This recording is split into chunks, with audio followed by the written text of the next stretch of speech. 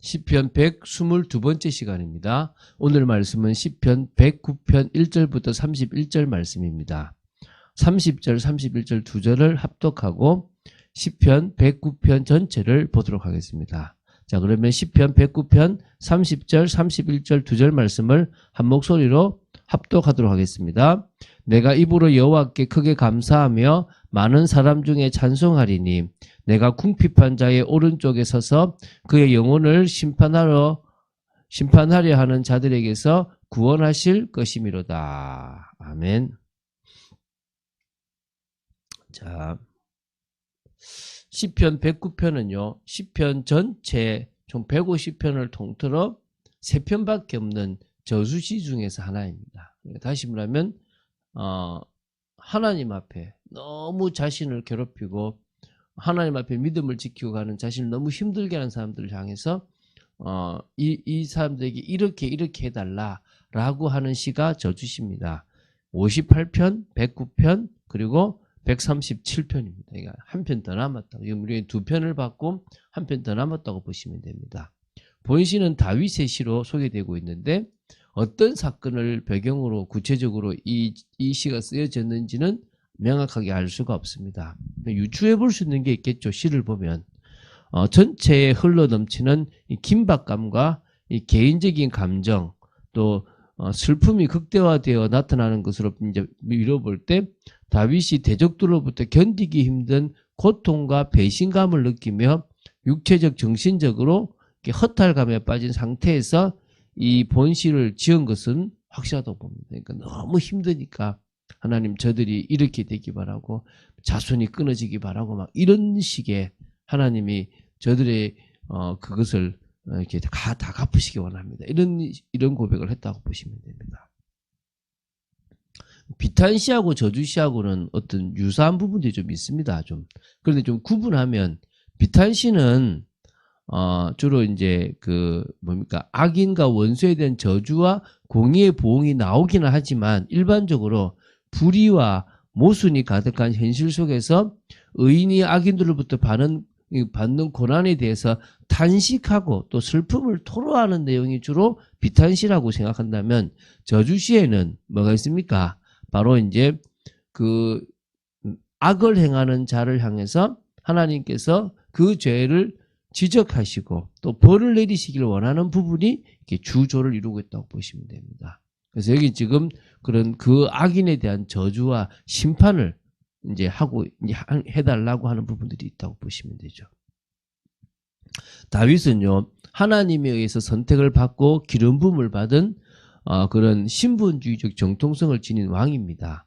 그저 인본주의 관점에서 정권을 유지하고 탈취하려 했던 악인들의 행악한 모습과 어떤 배신을 또 이게 통렬하게 고발함과 동시에 일련의 저주를 퍼붓고 있다고 보시면 됩니다. 그러니까 한마디로 자신이 지금 왕으로서 하나님의 뜻을 이루려고 하는 부분을 막는 인본주의적 그 성격이 강한 자들, 다시 말하면 하나님 보실 때 진짜 악을 행하는 자들에 대한 이 믿음 가진 자의 그런 어떤 이렇게 되기 원한다라고 하는 어떤 저주라고 보시면 될 것 같아요. 자, 우리 시편 109편의 내용을 좀 구체적으로 살펴보겠습니다. 총 4부분으로 볼 수 있습니다. 내용이 조금 기니까 조금 빨리 지나가도록 하겠습니다. 우리 1절부터 5절인데요. 1절에 내가 찬양하는 하나님이여 잠잠하지 마옵소서 그럽니다. 다윗은 하나님을 나의 하나님이라고 고백하고 늘 찬양하고 늘 바라보고 교제하는 그런 사람입니다. 그래서 그런 다윗이 하나님을 향하여 잠잠하지 말고 역사해달라고 얘기하는 겁니다. 누구를 향해서요? 저 악을 행하는 자들을 향해서 하나님의 심판의 그 계획을 이뤄달라고 얘기하는 겁니다. 왜? 그들이 지금 악한 입, 거짓된 입, 속이는 혀, 미워하는 말 등을 통해서요. 하나님의 앞에 서 있고 하나님의 뜻을 이루는 다윗을 뭡니까? 치고 공격했기 때문에 그렇게 해달라는 것입니다. 자신은 자신을 배신하고 악을 행하는 자들을 사랑했는데 그들은 자신을 대적했고 자신이 베푼 선을 악으로 갚았다는 것입니다. 그래서 하나님 앞에 기도한다는 것입니다. 이런 모습을 보셨지 않습니까? 라고 얘기하는 거죠. 그러면서 두 번째가 이제 좀 깁니다. 6절부터 20절까지인데 악인들의 만행을 더 이상 묵과할 수 없었던 다윗이 원수들에 대한 철저하고도 구체적인 그런 저주를 강구하는 그런 내용입니다. 6절부터 13절을 먼저 보겠는데요. 다윗에게 악을 행하는 자들은 더욱 악인의 다스림을 받고 사단의 역사로 인해서 죄로 인해 심판을 받게 되기를 지금 이제 기도하는 그런 내용들이 있습니다.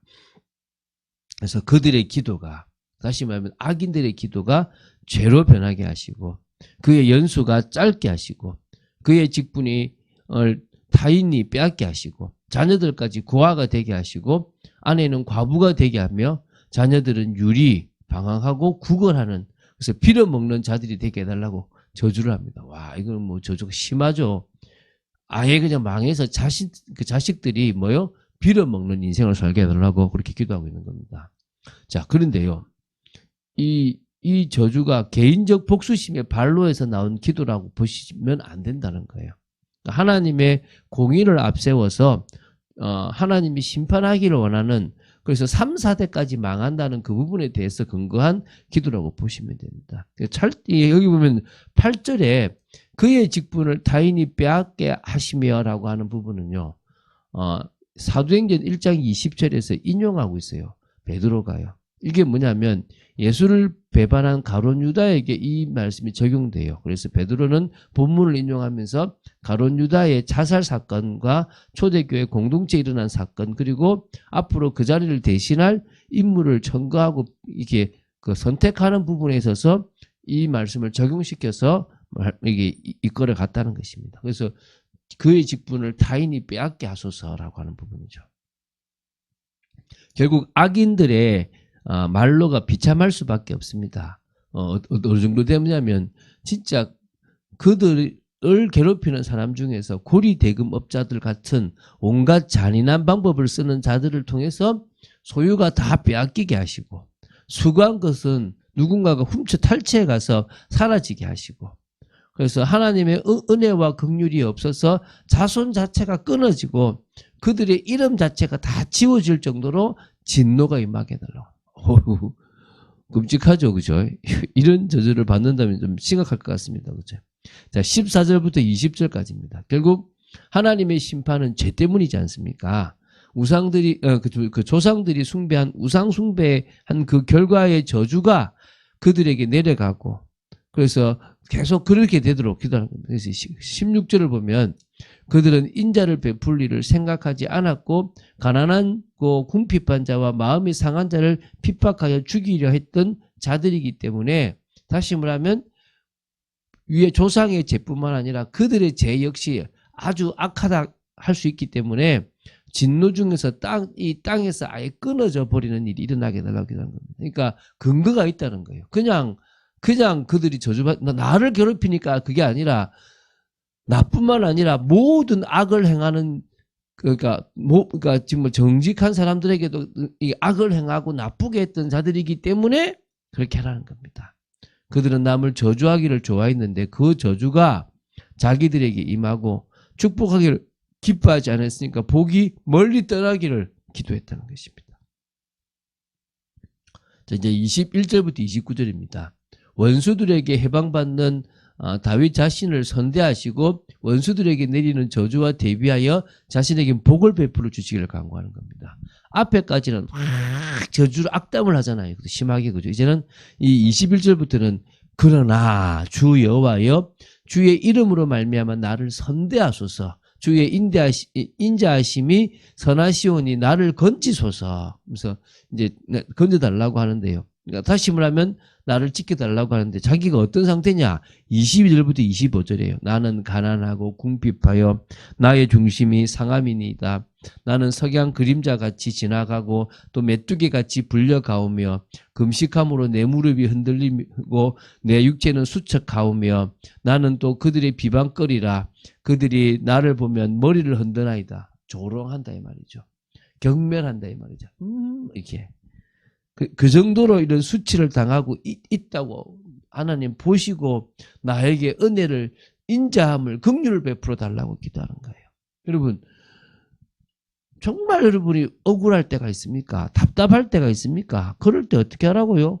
하나님 앞에 정말 저 모습들을 보십시오. 저들이 지금 정상적인 인생을 살아가지 않지 않습니까? 저는 지금 하나님 앞에 믿음을 가지고 있습니다. 하나님이 아시지 않습니까? 저도 부족하고 연약하지만 그래도 저는 그리스도를 붙잡고 하나님의 뜻을 이루려고 하고 있습니다. 심판하여 주시옵소서 라고 하라고 하는 겁니다. 물론 지금은 그럴 만한 일들은 없겠죠. 또 하나님이 아시고 하실 거니까 오히려 뭡니까? 지금 우리는 악을 행하는 자를 더 뭡니까? 선으로 대하라고 하나님 하시니까 그렇게 하면 되는데 이 시대는 율법의 시대고 이 시대는 너무나 힘들었던 다윗이 지금 그렇게 했을 수도 있을 겁니다. 자, 26절부터 29절입니다. 여호와 하나님 앞에 올바른 믿음을 가진 자신은 도와달라고 구원해달라고 계속 기도하고 있습니다. 주의 손이 다윗에게 역사하고 계심을 그들에게 알게 해달라. 그들의 저주가 오히려 주님의 복으로 바뀌고 대적들이 욕을 옷 입듯 하게 하시며 자기 수치를 거룩같이 입게 해달라고 한 겁니다. 우리가 이런 고백이 될 줄을 믿습니다. 그리고 이제 30절 31절을 끝으로 맺습니다. 하나님의 공의의 보응을 확신하며 찬양을 서원하는 내용입니다. 내가 입으로 여호와께 크게 감사하며 많은 사람 중에서 찬송하리니 그가 궁핍한 자의 오른쪽에 서사 그의 영혼을 심판하려 하는 자들에게서 구원하실 것이미로다. 결국은 뭡니까? 모든 것을 지키시고 구원하시는 분은 여호와 하나님 당신밖에 없습니다. 이 시편의 고백 중에 이런 시도 있다는 사실을 우리가 보면서 우리의 기도가 좀 다양하고 우리가 기도가 좀 더 사실적이고 또 우리가 기도하기 전에 다윗처럼 우리 역시도 하나님 앞에 믿음으로 또 정말 서 있고 복음을 알고 복음 속에서 변화된 그런 은혜 사람이 될 줄 믿습니다. 그래서 정말 하나님의 응답 속으로 들어가는 그런 복된 삶을 사는 여러분 되시기를 주 예수 그리스도 이름으로 축원드립니다. 주는 그리스도시요 살아계신 하나님의 아들이심을 고백합니다. 오늘도 말씀 따라가는 축복 속에 있도록 저희들을 지켜주심을 감사합니다. 은혜 속에 있도록 붙들어 주시고 하나님의 뜻을 이루는 귀한 삶이 되도록 주님께서 역사하시기를 간절히 소원하며 이 다윗의 기도에 대한 마음을 저희들이 이해하고 아버지 하나님 정말 하나님 앞에 모든 것을 토로하고 고백할 수 있는 것이 너무나 감사합니다. 저희들이 그런 인생을 살아갈 수 있도록 지켜주시옵소서. 주 예수 그리스도 이름으로 기도드립니다. 아멘.